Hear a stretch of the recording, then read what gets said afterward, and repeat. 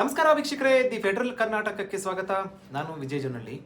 ರಾಜ್ಯ ಸರ್ಕಾರ ಒಳ ಮೀಸಲಾತಿ ನಿರ್ಧಾರ ಕೈಗೊಳ್ಳುವ ನಿಟ್ಟಿನಲ್ಲಿ ಗೊಂದಲಕ್ಕೆ ಸಿಲುಕಿರುವಂಥದ್ದು. ಒಂದು ಕಡೆ ಪರ ವಿರೋಧದ ಚರ್ಚೆಯ ಹಿನ್ನೆಲೆಯಲ್ಲಿ, ಒತ್ತಡದ ಹಿನ್ನೆಲೆಯಲ್ಲಿ ಇಂದು ಒಳ ಮೀಸಲಾತಿ ಜಾರಿ ಸಂಬಂಧಪಟ್ಟಂತೆ ಅಥವಾ ಒಳ ಮೀಸಲಾತಿಯ ಜಾರಿಯ ಬಗ್ಗೆ ನಿರ್ಧಾರ ಕೈಗೊಳ್ಳುವ ಸಂಬಂಧಪಟ್ಟಂತೆ ನಡೆಯಬೇಕಿದ್ದಂಥ ವಿಶೇಷ ಸಚಿವ ಸಂಪುಟ ಸಭೆಯನ್ನ ಚುನಾವಣೆಯ ಕಾರಣ ಹೇಳಿ ಮುಂದೂಡಲಾಗಿದೆ. ಈ ಸಂಬಂಧಪಟ್ಟಂತೆ ಒಳ ಮೀಸಲಾತಿ ಹೋರಾಟಗಾರರು ಸಾಕಷ್ಟು ಆಕ್ರೋಶವನ್ನಗೊಂಡಿದ್ದಾರೆ. ಈ ಬಗ್ಗೆ ಮಾತಾಡೋಕ್ಕೆ ಒಳ ಮೀಸಲಾತಿಯ ಹಿರಿಯ ಹೋರಾಟಗಾರರಾದಂಥ ಎಚ್ ಹನುಮಂತಪ್ಪ ನಮ್ಮ ಜೊತೆ ಇದ್ದಾರೆ.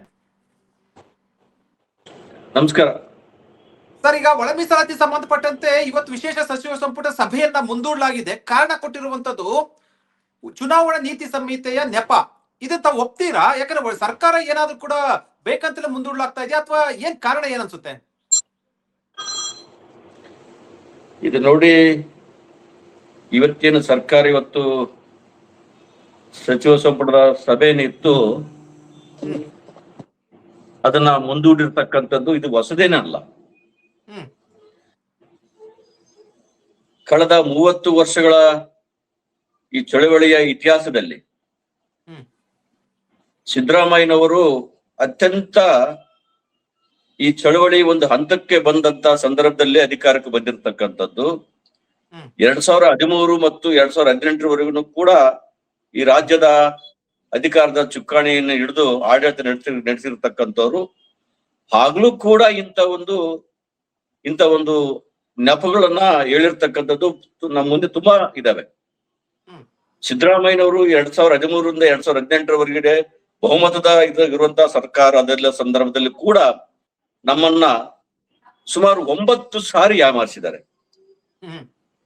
ಇದು ಹೊಸದೇನಲ್ಲ. ಈಗಲೂ ಕೂಡ ಯಾಮಾರಿಸಿದ್ದಾರೆ ಸಿದ್ದರಾಮಯ್ಯನವರು. ಇವರು ದಲಿತ ಹಿಂದುಳಿದ ವರ್ಗದ ಚಾಂಪಿಯನ್ ನಾನೇ ಅಂತ ಹೇಳ್ಕೊಳ್ತಕ್ಕಂತ ಸಿದ್ದರಾಮಯ್ಯನವರು ಇವತ್ತು ದಲಿತರ ಹಕ್ಕುಗಳನ್ನೇ ಹತ್ತಿಕ್ಕತಕ್ಕಂತ ಮತ್ತು ಒಳ ಮೀಸಲಾತಿ ವಿರೋಧಿಗಳು, ಅದರಲ್ಲೂ ಸರ್ಕಾರದಲ್ಲೇ ಇರ್ತಕ್ಕಂಥ ಒಳ ಮೀಸಲಾತಿ ವಿರೋಧಿಗಳ ಒತ್ತಡಕ್ಕೆ ಮಣಿದು ಇವತ್ತು ಇದೊಂದು ನೆಪ ಆಯ್ತು. ಇಂಥ ಒಂದು ಉಪಚುನಾವಣೆಗಳಲ್ಲಿ ಇವರು ಅಧಿಕಾರದ ಅವಧಿಯಲ್ಲಿ ಸಾಕಷ್ಟು ಬಂದಿದ್ದಾವೆ. 2013ರಿಂದ 2018 ಇರ್ತಕ್ಕಂಥ ಸಂದರ್ಭದಲ್ಲಿ ಕೂಡ ಇಂಥ ಉಪಚುನಾವಣೆ ಸಾಕಷ್ಟು ಸಾರಿ ಬಂದಿದ್ದು, ಸಾಕಷ್ಟು ಸಾರಿ ನಮ್ಗೆ ಹೋರಾಟ ನಡೆದದ್ದು, ಸಾಕಷ್ಟು ಸಾರಿ ಇದೇ ಇಂಥ ನೆಪಗಳನ್ನು ಹೇಳಿ ಜಾರಿಕೊಂಡಿರ್ತಕ್ಕಂಥದ್ದು. ಇದು ಹೊಸದೇನಲ್ಲ. ಆದ್ರೆ ಈಗಿನ ಸಂದರ್ಭದಲ್ಲಿ ಇವ್ರೇನು ಮಾಡಿರ್ತಕ್ಕಂಥದ್ದು, ಇವ್ರಿಗೆ ಯಾವುದು ಬಿಡಬಾದಕ್ಕಿಲ್ಲ. ಇವರಿಗೆ ಸುಪ್ರೀಂ ಕೋರ್ಟ್ ಜಡ್ಜ್ಮೆಂಟ್ ಆಯ್ತ್ರಿ. 2024 ಆಗಸ್ಟ್ 1ನೇ ತಾರೀಕು ಜಡ್ಜ್ಮೆಂಟ್ ಆಗಿ ಕೇವಲ 15 ದಿನ ಅಥವಾ 1 ತಿಂಗಳ ಒಳಗಡೆ ನಮ್ಮ ಪಕ್ಕದ ರಾಜ್ಯಗಳಾಗಿರ್ತಕ್ಕಂಥ ತೆಲಂಗಾಣ ಮತ್ತು ಆಂಧ್ರ ಪ್ರದೇಶದ ರಾಜ್ಯ ಸರ್ಕಾರಗಳು ತಕ್ಷಣನೇ ಜಾರಿಗೆ ತಂದು ಒಳ ಮೀಸಲಾತಿಯನ್ನು ಜಾರಿಗೆ ತಂದು ಈಗಾಗಲೇ ಅಲ್ಲಿನ ಜನಗಳು ಫಲ ಉಣ್ತಾ ಇದ್ದಾರೆ. ಇವ್ರದೇ ಸರ್ಕಾರ, ಇವ್ರದೇ ಪಕ್ಷದ ಸರ್ಕಾರ ಅಲ್ಲಿ ಇರ್ತಕ್ಕಂಥ ತೆಲಂಗಾಣದಲ್ಲಿ. ಇವತ್ತು ತೆಲುಗುದೇಶಂ ನೇತೃತ್ವದ NDA ಸರ್ಕಾರ ಇರ್ತಕ್ಕಂಥದ್ದು ಆಂಧ್ರ ಪ್ರದೇಶದಲ್ಲಿ ಮಾನ್ಯ ಚಂದ್ರಬಾಬು ನಾಯ್ಡು ಅವರು ಕೂಡ ಜಾರಿಗೆ ತಂದ್ರು. ಮತ್ತು ಪಂಜಾಬ್ ಮತ್ತು ಹರಿಯಾಣದಲ್ಲಿ ಕೂಡ ಇವತ್ತು ಜಾರಿಗೆ ತಂದ್ರು. ಇವ್ರಿಗೇನಾಗೈತ್ರಿ ದಾಡಿ? ತಮಿಳುನಾಡಲ್ಲಿ 30 ವರ್ಷಗಳಿಂದ ಇವತ್ತು ಒಳ ಮೀಸಲಾತಿ ಜಾರಿಗೆ ತಂದ್ರು. ನಾವ್ ಒಂದ್ ಹೇಳ್ತೀವಿ ನೋಡ್ರಿ, ಇವ್ರು ಒಳ ಮೀಸಲಾತಿ ಯಾರಿಗೂ ಬೇಕಂತಾರೋ, ಯಾರಿಗೆ ಹಸಿವಾಗಿದ್ದು ಅವ್ರಿಗೂ ಕೊಡ್ಲಿ, ಯಾರಿಗೆ ಬೇಡ ಅಂತಾರೋ ಅವ್ರಿಗೆ ಬಿಟ್ಟು ಹಾಕ್ಲಿ, ನಮಗ್ ಪಾಲಂ ಕೊಟ್ಬಿಡ್ಲಿ. ನ್ಯಾಯಮೂರ್ತಿ ಸದಾಶಿವ ಆಯೋಗದ ವರದಿ ಕೂಡ 6% ನಮಗೆ ಹೇಳಿದ್ದಾರೆ. ಮತ್ತು ನಾಗಮೋಹನ್ ವರದಿ ಕೂಡ 6% ಹೇಳಿದ್ದಾರೆ. ಮತ್ತು ಬೊಮ್ಮಾಯಿ ನೇತೃತ್ವ ಸರ್ಕಾರ ಮಾಧುಸ್ವಾಮಿ ಸಂಪುಟ ಉಪಸಮಿತಿ ಕೂಡ ನಮಗೆ 6% ರೆಕಮೆಂಡ್ ಮಾಡಿದ್ದಾರೆ. ಅಂದ್ರೆ ಇವೆಲ್ಲವೂ ಕೂಡ ಅವೈಜ್ಞಾನಿಕ ಅಂತ ಹೇಳ್ತಾರೆ. ನೀವು ನೋಡ್ರಿ ಮಾನ್ಯ ಮುಖ್ಯಮಂತ್ರಿಗಳೇ, ನಿಮ್ಗೆ ಹೇಳ್ತಿದೀವಿ, ನೀವು ಯಾವುದೇ ಕಾರಣಕ್ಕೂ ಈ ರಾಜ್ಯದ ಮಾದಿಗ ಸಮುದಾಯಕ್ಕೆ ಕೊಟ್ಟಿರ್ತಕ್ಕಂಥ ಮಾತನ್ನು ಉಳಿಸ್ಕೊಳ್ದೆ ಹೋದ್ರೆ ನಿಮಗೇನು 2019ರಲ್ಲಿ ಏನು ಆಯ್ತೋ ಅದೇ ಗತಿ ಮತ್ತೊಂದು ಸಾರಿ ಆಗೋದ್ರಲ್ಲಿ ಯಾವುದೇ ಅನುಮಾನ ಇಲ್ಲ. ಹಾಗಾಗಿ ಈಗ ನಡ್ತಕ್ಕಂಥ ಉಪಚುನಾವಣೆಗಳಲ್ಲಿ, ದಾವಣಗೆರೆ ಮತ್ತು ಬಾಗಲಕೋಟೆ ಉಪಚುನಾವಣೆಗಳಲ್ಲಿ ಕಾಂಗ್ರೆಸ್ ವಿರುದ್ಧನೇ ಈ ಮಾದಿಗ ಸಮಾಜ ಮತವನ್ನು ಚಲಾಯಿಸುವ ಮೂಲಕ ನಿಮಗೆ ತಕ್ಕ ಪಾಠವನ್ನು ಕಲಿಸ್ತಾರೆ ಅಂತ ಸಂದರ್ಭದಲ್ಲಿ ಹೇಳಲಿಕ್ಕೆ ಬಯಸ್ತೇನೆ. ಇವರು ಉಪಚುನಾವಣೆ ನೆಪ ಕೊಟ್ಟಿದ್ದಾರೆ. ಆ ಉಪಚುನಾವಣೆಯಲ್ಲೂ ಕೂಡ ಆ ನೆಪವನ್ನ ನೀವು ತೋರಿಸ್ತೀರಾ ಸರ್ಕಾರಕ್ಕೆ, ಕಾಂಗ್ರೆಸ್? ನಾವು ಹೇಳಿದ್ವಿ, ಈಗಾಗಲೇ ನಾವು ತೀರ್ಮಾನ ಮಾಡಿದ್ದಾಗಿದೆ. ಈಗಾಗಲೇ 1 ವಾರದಿಂದ ತೀರ್ಮಾನ ಮಾಡಿದ್ದಾಗಿದೆ. ಇವತ್ತು ಸಚಿವ ಸಂಪುಟ ಸಭೆ ಆಗುತ್ತೆ ಅಂತ ಅಂದ್ಕೊಂಡಿದ್ವಿ, ಆಗ್ಲಿಲ್ಲ. ಅದು ನಿನ್ನೆನೆ ಮಾಡಿ ಮುಗಿಸಿದ್ದಾರೆ. ಮಾಡಲ್ಲ ಅಂತೇಳಿ ನೆಪ ಹೇಳಿ, ಚುನಾವಣೆ ನೆಪ ಹೇಳಿ, ಉಪಚುನಾವಣೆ ನೆಪ ಹೇಳಿ ಮುಂದೂಡಿದ್ದಾರೆ. ಆದ್ರೆ ಉಪಚುನಾವಣೆ ಎಷ್ಟು ದಿವಸ ಆಗತ್ರಿ? 9 ದಿವಸ ಮುಗಿದೋಗುತ್ತೆ. ನಾಳೆ ಏಪ್ರಿಲ್ 9ನೇ ತಾರೀಕು ಚುನಾವಣೆ ಮುಗಿದೋಗುತ್ತೆ. ಆದ್ರೂ ಕೂಡ ನಾವು ಈಗಾಗಲೇ ಇಂಥ ನೆಪಗಳನ್ನ ಸುಮಾರು ಸಾರಿ ಕೇಳಿದೀವಿ. ಮಾನ್ಯ ಸಿದ್ದರಾಮಯ್ಯ ನೆಪಗಳನ್ನ ಕೇಳಿ ಸಾಕಾಗೋಗಿದೆ. ಆದ್ರೆ ಇವರ ಮಾತನ್ನ ನಾವು ನಂಬಲಿಕ್ಕೆ ಸಾಧ್ಯನೇ ಇಲ್ಲ. ಈ ಉಪಚುನಾವಣೆಯಲ್ಲಿ ಈ ಕಾಂಗ್ರೆಸ್ ಪಕ್ಷಕ್ಕೆ ತಕ್ಕ ಪಾಠ ಕಲ್ತಕ್ಕಂಥ ಕೆಲಸಕ್ಕೆ ನಾವು ಮುಂದಾಗ್ತೀವಿ. ಸರ್, ಈಗ ಇವ್ರು ಉಪಚುನಾವಣೆ ನೆಪ ಅಂತ ಹೇಳ್ತಾರಲ್ಲ, ಮುಂದೆ ಈಗ ಮತ್ತೊಂದು ಬೇರೆ ಸ್ಥಳೀಯ ಸಂಸ್ಥೆ ಚುನಾವಣೆ ಬರ್ಬೋದು, ಏನು ಮತ್ತೆ ಗ್ರೇಟರ್ ಬೆಂಗಳೂರು ಚುನಾವಣೆ ಬರುತ್ತೆ, ತಾಲೂಕು ಜಿಲ್ಲಾ ಪಂಚಾಯತ್ ಚುನಾವಣೆ ಬರುತ್ತೆ. ಇದೇ ರೀತಿ ನೆಪ ಹೇಳ್ಕೊಂಡು ಮುಂದೆ ಹೋದ್ರೆ ಮತ್ತೆ ಮುಂದಿನ ವಿಧಾನಸಭಾ ಚುನಾವಣೆ. ಅಂದ್ರೆ ಇವರ ಆಟ ನೋಡ್ತಾ ಇದ್ರೆ ಅಥವಾ ಇವ್ರ ನಿರ್ಧಾರ ನೋಡ್ತಾ ಇದ್ರೆ ಒಳ ಮೀಸಲಾತಿ ಜಾರಿ ಆಗೋದೇ ಡೌಟ್ ಅನ್ಸುತ್ತಲ್ವಾ? ಅದೇ ಬ್ರದರ್ ಹೇಳ್ತಿರೋದು. ಈ ಉಪ ಚುನಾವಣೆ ಆದಮೇಲೆ ನೆಕ್ಸ್ಟ್ ತಾಲೂಕ್ ಪಂಚಾಯತ್, ಜಿಲ್ಲಾ ಪಂಚಾಯತ್, ಸ್ಥಳೀಯ ಸಂಸ್ಥೆಗಳ ಚುನಾವಣೆ ಬರ್ತಾರೆ. ಅದಾದ್ರೆ ಅದಕ್ಕೂ ಮೊದಲು ಇನ್ನೊಂದು ಜಿಬಿಯ ಚುನಾವಣೆ ಬರ್ಬೋದು, ಮತ್ತೊಂದು ಹೀಗೆ ಬರ್ಬೋದು. ನೀವ್ ಎಷ್ಟು ದಿವಸ ಅಂತ ಮುಂದೂಡ್ತೀರಿ? ನಾನು ಒಂದ್ ಹೇಳ್ತೀನಿ ಇವ್ರೆ, ದೇಶದ ಇತಿಹಾಸದಲ್ಲಿ ಸ್ವಾತಂತ್ರ್ಯ ಚಳವಳಿ ಹೊರತುಪಡಿಸಿ ಇಷ್ಟು ಸುದೀರ್ಘವಾದಂತ ಒಳ ಮೀಸಲಾತಿ ಚಳವಳಿ ಏನಾದ್ರು ನಡೆದಿದ್ರೆ ಇದೇ ಒಳ ಮೀಸಲಾತಿ ಚಳವಳಿ. 30 ವರ್ಷಗಳಿಂದ ಹೋರಾಟ ಮಾಡ್ತಾ ಇದೀವ್ರಿ. ಈ ಹೋರಾಟ ಪ್ರಾರಂಭ ಮಾಡಿರ್ತಕ್ಕಂಥ ಸಂದರ್ಭದಲ್ಲಿ ನನಗೆ 30 ವರ್ಷ ಇತ್ತು. ಈಗಾಗಲೇ 60 ವರ್ಷಕ್ಕೆ ಬಂದು ನಿಂತಿದೀವಿ. ಇವ್ರಿಗೆ ಏನಾದ್ರು ನಾಚಿಕೆ ಮಾನ ಮರ್ಯಾದೆ ಇದೆಯಾ ಹೇಳಿ? ಅರೆ ಅಚ್ಚುತವರಿಗೆ ಅಣ್ಣ ಹಾಕಲ್ಲ ಅಂತಂದ್ರೆ ನೀವ್ಯಾವ ಸೀಮೆ ಆಡಳಿತ ನಡೆಸ್ತಾರೆ ನೀವು? ಇವತ್ತು ಪರಮೇಶ್ವರ್ ಒಂದು ಹೇಳಿಕೆಯನ್ನು ಕೊಟ್ರು ಹನುಮಂತಪ್ಪ ಅವರೇ. ಅಂದ್ರೆ ಈಗ ನೇಮಕಾತಿ ಸಂಬಂಧಪಟ್ಟಂತೆ ಏನಾಗಿದೆಯಲ್ಲ, ಆ ಅಧಿಸೂಚನೆಯನ್ನು ಕೂಡ ಹೊರಡಿಸೋದಿಲ್ಲ. ಯಾಕಂದ್ರೆ ಒಳ ಮೀಸಲಾತಿ ಸಂಬಂಧಪಟ್ಟಂತೆ ಗೊಂದಲ ಇನ್ನೂ ಬಗೆಹರಿದಿಲ್ಲ. ಫಲಿತಾಂಶ ಉಪಚುನಾವಣಾ ಫಲಿತಾಂಶ ಬಂದ ನಂತರ ಚುನಾವಣೆ ಮುಗಿದ ಬಳಿಕ 9ನೇ ತಾರೀಕು ಬಳಿಕ ನೋಡ್ಕೊಳ್ಳೋಣ ಅಂತ ಹೇಳಿದ್ದಾರೆ. ಇದು ತಮ್ಮ ಸಹಮತ ಇದೆಯಾ? ಇಲ್ಲ, ನಮ್ಮ ಸಹಮತ ಇಲ್ಲ. ನಾವೇನ್ ಹೇಳ್ತದೀವಿ ಅಂದ್ರೆ, ಇದು ಬರೀ ಉದ್ಯೋಗ ನೇಮಕಾತಿ ಮಾತ್ರವಲ್ಲ, ಇದು ಶೈಕ್ಷಣಿಕ ಸೌಲಭ್ಯಗಳಿಗಾಗಿ, ಉದ್ಯೋಗ ನೇಮಕಾತಿಗಾಗಿ ಪಕ್ಕದ ರಾಜ್ಯಗಳು ಆಂಧ್ರ ಮತ್ತು ತೆಲಂಗಾಣ ರಾಜ್ಯಗಳಲ್ಲಿ ಒಂದು ಹೆಜ್ಜೆ ಮುಂದೆ ಹೋಗಿ ಆಡಳಿತ ನಡೆಸ್ತಕ್ಕಂಥವ್ರು ಚಂದ್ರಬಾಬು ನಾಯ್ಡು ಆಗಿರ್ಬೋದು, ರೇವಂತ್ ರೆಡ್ಡಿ ಅವರಾಗಿರ್ಬೋದು, ಒಂದು ಹೆಜ್ಜೆ ಮುಂದೆ ಹೋಗಿ ಸ್ಥಳೀಯ ಸಂಸ್ಥೆಗಳೆಲ್ಲ ಕೂಡ ಒಳ ಮೀಸಲಾತಿಯನ್ನ ಜಾರಿಗೆ ತಂದಿರ್ತಕ್ಕಂಥದ್ದು.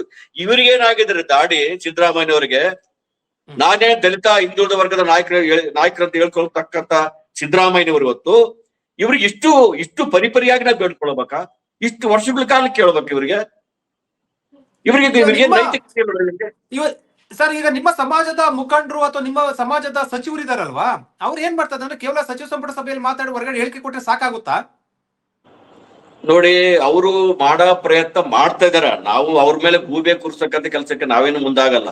ಅವ್ರು ಮಾಡೋ ಪ್ರಯತ್ನ ಮಾಡ್ತಾರೆ. ಆದ್ರೆ ನಾನು ಹೇಳೋದಿಷ್ಟೇ, ನೀವು ಅಸಹಾಯಕರಾದಂತಹ ಸಂದರ್ಭದಲ್ಲಿ KH ಮುನಿಯಪ್ಪರ ಆಗ್ಲಿ, ಆರ್.ವಿ. ತಿಮ್ಮಾಪುರ ಆಗ್ಲಿ ರಾಜೀನಾಮೆ ಬಿಸಿ ಹಾಕಿ ನಮ್ ಜೊತೆ ಹೋರಾಟಕ್ಕೆ ಬರ್ಲಿ ಅಷ್ಟೇ. ಅವ್ರಿಗೆ ಆಗಲ್ಲ ಅಂತಂದಾಗ ನಾವೇನ್ ನಿಮ್ಮ ಮೇಲೆ ಗೂಬೆ ಕೂರಿಸ್ತಾ ಇಲ್ಲ. ನಿಮ್ಮ ಪ್ರಯತ್ನ ಮಾಡ್ತಾ ಇದ್ರಿ, ಸಂತೋಷ. ಆದ್ರೆ ನೀವು ಅಸಹಾಯಕರಾಗಿ ಅವ್ರು ಹೇಳಿದ ಮಾತು ಕೇಳ್ಕೊಂಡು ಇನ್ನೂ ಮುಂದುವರೆದಾದ್ರೆ ನಾವು ಇದಕ್ಕೆ ಒಪ್ಪಲ್ಲ. ನಿಮಗೆ ಸಮಾಜದ ಬಗ್ಗೆ ಕಳಕಳಿ ಕಾಳಜಿದ್ದಾದ್ರೆ, ಈ ಸಮಾಜದಿಂದ ಅಧಿಕಾರ ನಡೆಸಿರ್ತಕ್ಕಂಥ ಏನಾದ್ರೂ ನಿಮಗೆ ಒಂದು ಋಣ ತುರಿಸ್ಬೇಕಪ್ಪ ಅಂತ ಏನಾದ್ರು ಇದ್ರೆ ನೀವು ತಕ್ಷಣ ರಾಜೀನಾಮೆ ಬಿಸಾಕಿ ನಮ್ ಜೊತೆಗೆ ಬನ್ನಿ. ಬರ್ತಾರಂತ ಅನ್ಸುತ್ತಾ? ಯಾಕಂದ್ರೆ ಬಲ ಸಮುದಾಯದ ಪ್ರತಿಭಟನೆ ಸಂದರ್ಭದಲ್ಲಿ ಹೇಳಿದ್ರು, ಒಳ ಮೀಸಲಾತಿ ಸಂಬಂಧಪಟ್ಟಂತೆ ಏನಿದೆಯಲ್ಲ ಅದು ಜಾರಿ ಆಗ್ಬಾರ್ದು, ನಮಗೆ ನ್ಯಾಯ ಸಿಗ್ಲಿಲ್ಲ ಅಂದ್ರೆ ಬಲ ಸಮುದಾಯದ ಸಚಿವರೆಲ್ಲರೂ ಕೂಡ ರಾಜೀನಾಮೆ ಕೊಟ್ಟು ಬರ್ಬೇಕು ಅಂತ ಖುದ್ದು ಬಹಿರಂಗ ಸ್ವಾಮೀಜಿಗಳು, ಮುಖಂಡರು ಎಲ್ಲರೂ ಕೂಡ ಆಗ್ರಹ ವ್ಯಕ್ತಪಡಿಸಿದ್ರು. ಅದಕ್ಕೆ ನಾನು ನಿಮ್ಗೆ ಈ ಪ್ರಶ್ನೆಯನ್ನ ಕೇಳಿದೆ. ನಾನು ಒಂದು ಮಾತು ಹೇಳ್ತೀನಿ, ನಾನು ಹೇಳೋದಿಷ್ಟೇ, ನೀವು 15% ಒಳ ಮೀಸಲಾತಿ ಕೊಡ್ತಿರೋ 17% ಒಳ ಮೀಸಲಾತಿ ಕೊಡ್ತಿರೋ ನಿಮ್ಗೆ ಬಿಟ್ಟಿದ್ದು. ನಾವ್ ಹೇಳ್ತಿರೋದಷ್ಟೇ, ನ್ಯಾಯಮೂರ್ತಿ ಸದಾಶಿವ ಆಯೋಗದ ವರದಿ ಆಯೋಗ ಕೂಡ ಹೇಳಿದ್ದು 6%, ಆಮೇಲೆ ಮಾಧುಸ್ವಾಮಿ ಸಂಪುಟ ಉಪಸಮಿತಿ ಹೇಳಿದ್ದು ಕೂಡ 6%, ಮತ್ತು ನ್ಯಾಯಮೂರ್ತಿ ನಾಗಮೋಹನ್ ದಾಸ್ ಅವರು ಹೇಳಿದ್ದು ಕೂಡ 6%. ನಮಗ್ ಕೊಟ್ಬಿಡು ಸ್ವಾಮಿ, ನಮ್ಗೆ ಹಸಿವಾಗಿದೆ, ನಮಗ್ ಕೊಟ್ಬಿಡಿ. ನೀವ್ ಯಾರಿಗೂ ಬೇಕಿಲ್ಲ ಅಂತಾರೆ, ಒಳ ಮೀಸಲಾತಿ ಬೇಕಿಲ್ಲ ಅಂತಾರೆ, ಅವರೆಲ್ಲರೂ ಒಟ್ಟಿಗೆ ಇಟ್ಟು ಅವ್ರಿಗೆ ಒಳ್ಳೇದಾಗ್ಲಿ ಅಷ್ಟು ಮಾಡಿ ನಮಗ್ ಕೊಟ್ಬಿಡಿ, ಹೋಗ್ಲಿ, ನಾವ್ ಕೇಳ್ತದ್ವಿ ಅಲ್ಲಿ ಕೊಟ್ಬಿಡಿ. ಸರ್, ಈಗ ನೀವು ಬೆಂಗಳೂರಲ್ಲಿ ಬೃಹತ್ ಪ್ರತಿಭಟನೆ ಮಾಡಿದ್ರಿ, ದೊಡ್ಡ ಮಟ್ಟದ ಹೋರಾಟವನ್ನ ಮಾಡಿದ್ರಿ, ದೊಡ್ಡ ಹೇಳಿಕೆಗಳು ಬಂದ್ವು, ಸ್ವಾಮೀಜಿಗಳು ಕೂಡ ಬಂದಿದ್ರು, ಇವೆಷ್ಟೆಲ್ಲ ಆಯ್ತಲ್ವಾ? ಈಗ ಮುಂದೆ ಏನು? ಈಗ ಅಂದ್ರೆ ಇಷ್ಟೇ ದಿನ ಇದೇ ರೀತಿ ಪ್ರತಿಭಟನೆ, ಹೇಳಿಕೆ, ಇದೇ ರೀತಿ ನೀವು ಕಾಯ್ಕೊಂಡು ಹೋಗ್ತೀರಾ? ನಾನು ಹೇಳೋದಿಷ್ಟೇ, ನಾವು ಇಂಥ ಪಾದಯಾತ್ರೆಗಳು 116 ಪಾದಯಾತ್ರೆ ಆಗಿದಾವೆ, 16 ದಲಿತರು ಆಗಿದಾವೆ, 16 ಸಮಾವೇಶಗಳು ಆಗಿದಾವೆ. ಸಾಕಷ್ಟು ಆಗಿದೆ 30 ವರ್ಷಗಳಲ್ಲಿ. ನಾವು ಇನ್ನು ಮೇಲೆ ಹೋರಾಟಗಳಿಗೆ ನಾವು ನಿಲ್ಲಲ್ಲ. ನಮ್ದು ಹೋರಾಟದ ಬೇರೆ ಬೇರೆ ತರ ಬೇರೆ ಇದಕ್ಕೆ ತಿರುಗುತ್ತೆ. ಯಾವ ರೀತಿ ಅಂತ ಅನ್ಬೋದು? ನಾನು ಹೇಳಕ್ಕಾಗಲ್ಲ. ಓಕೆ, ಈಗ ಸಚಿವರು ಇನ್ನೂ ಕಾಯ್ಬೇಕಂತ ಹೇಳ್ತೀರಾ? ಅಂದ್ರೆ ನಿಮ್ಮ ಒಳ ಮೀಸಲಾತಿ ಪರ ಹೋರಾಟ ಮಾಡ್ತಂತ ಸಚಿವರು ಇನ್ನು ಇದೇ ರೀತಿ 1-2 ವರ್ಷ 3 ವರ್ಷ ಆಯ್ತು, ಇನ್ನೂ ಕೂಡ ಇದೇ ರೀತಿ ಕಾದ್ಕೊಂಡು ಮುಂದಿನ ಚುನಾವಣೆ ನಂತರ ತೀರ್ಮಾನ ತೆಗೆದುಕೊಳ್ಳಿ ಅಂತ ಹೇಳ್ತೀರಾ? ಇಲ್ಲ, ನಾನು ಹೇಳ್ದಿಷ್ಟೇ, ನಾನು ಹೇಳಿದಲ್ಲ. ಅವ್ರೀಗ ಅಸಹಾಯಕರು, ನಾವು ಅಸಹಾಯಕರು ಅಂತ ನಿಮ್ಗೆ ಅನಿಸಿದ್ರೆ ನೀವು ತಕ್ಷಣ ರಾಜೀನಾಮೆ ಕೊಟ್ಟು ಹೊರಗಡೆ ಬಂದ್ಬಿಡಿ. ಮುಂದೆ ನೋಡೋಣ ಅವ್ರು ಹೆಂಗ್ ಮಾಡಲ್ ನೋಡೋಣ. ಸರ್ಕಾರ, ಈ ಸರ್ಕಾರ ಇರ್ಬೇಕಂದ್ರೆ ನಾವಿರ್ಬೇಕು ಅಷ್ಟೇ. ಹೌದು. ಈ ನಿಮ್ಮ ಒಂದು ಒಳ ಮೀಸಲಾತಿ ಹೋರಾಟ ಅಥವಾ ಅದರ ಒಂದು ಬಿಸಿ ಕೇವಲ ಉಪಚುನಾವಣೆ ಅಲ್ಲ, ಮುಂದಿನ ಚುನಾವಣೆಗಳು ಕೂಡ ಇದು ಮುಟ್ಟುತ್ತೆ ಅಂತ ಅನ್ಸುತ್ತಾ ಕಾಂಗ್ರೆಸ್ಗೆ? ತಟ್ಟುತ್ತೆ. ಈ ನಮ್ಮ ಶಾಪ್ ಅಂತೂ 100% ತಟ್ಟುತ್ತೆ. ಬರೀ ಸಿದ್ದರಾಮಯ್ಯನವರಿಗೆಲ್ಲ, ಕಾಂಗ್ರೆಸ್ ಈ ಪಕ್ಷಕ್ಕೆ ದೊಡ್ಡ ಮಟ್ಟದ ಶಾಪ ತಟ್ಟುತ್ತೆ. ಅದಕ್ಕಿಂತ ಹೆಚ್ಚಿನದಾಗಿ ಸಿದ್ದರಾಮಯ್ಯ ತಟ್ಟುತ್ತೆ. Okay okay okay. ಯಾರು ಇದಕ್ಕೆ ಅಡ್ಗಾಲ ಯಾರಾಗ್ತಾ ಇರೋದು ನಿಮ್ ಪ್ರಕಾರ? ಅಡ್ಗಾಲ ಯಾರಾಗ್ತಾ ಇರೋದು ನಿಮ್ ಪ್ರಕಾರ ಒಳ ಮೀಸಲಾತಿ ಜಾರಿ ಆಗ್ಬಾರ್ದು ಅಂತ? ನೋಡಿ, ಎಲ್ಲ ಜಗಜ್ಜೀರಾಗಿದೆ. ಒಳ ಮೀಸಲಾತಿ ವಿರೋಧ ಯಾರದ ಎಲ್ಲ ಗೊತ್ತಾಗಿದೆ ಅಲ್ರಿ. ಈಗ ನಾನ್ ಬಾಯ್ಲಿ ಅಂತ ಎಲ್ಲರಿಗೂ ಗೊತ್ತಿದೆ.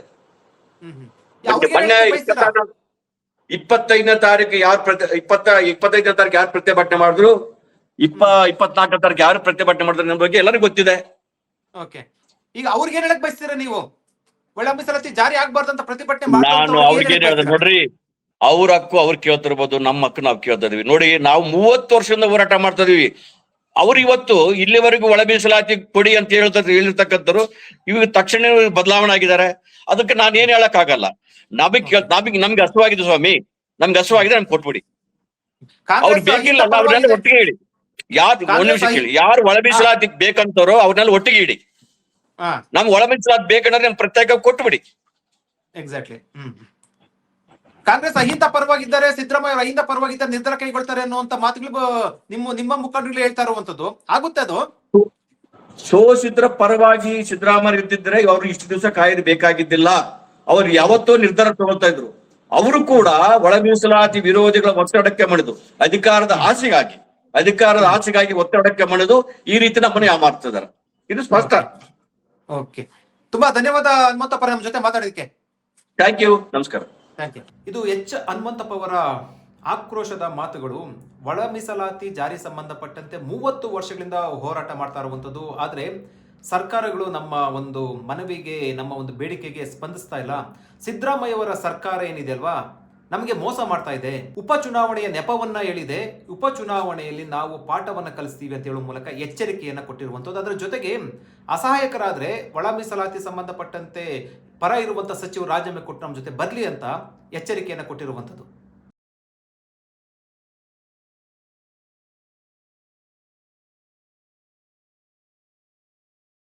ಹೆಚ್ಚಿನ ಸುದ್ದಿ ಅಪ್ಡೇಟ್ಗೆ ಈಗಲೇ the federal Karnataka YouTube page ಅನ್ನು ಸಬ್ಸ್ಕ್ರೈಬ್ ಮಾಡಿ.